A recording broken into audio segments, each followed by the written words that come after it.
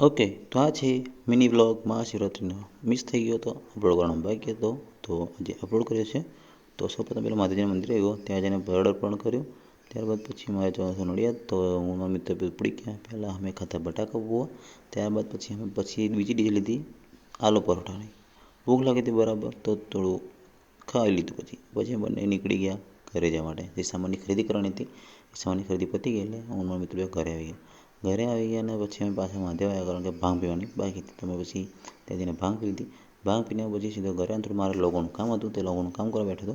અને એટલામાં થઈ ગયા 4:30ની આસપાસ થઈ ગયા, કારણ કે જે ભગવાન હતા એ મારા ઘરે આવશે એટલે મેં થોડું આરતી ઉતારીશું. કારણ કે મહાશિવરાત્રિના દિવસે અમે દર શિવરાત્રિ અમારા ઘરે ઉતારીશું. તો મેં આરતી કરી. પછી મારે જે આરતી બધું પતી ગયું, પછી મેં બધાને બહાર આરતી પી દીધી. ત્યારબાદ આરતી આપ્યા બાદ મેં મારા મિત્રને કીધું કે આપણે સાથે ફાફડીનો લોટ આપી દીધો. પછી ફાફડીનો લોટ પણ આવ્યો હતો, તો ફાફડીનો લોટ એમને પણ બધાને અમે પીરસી દીધો.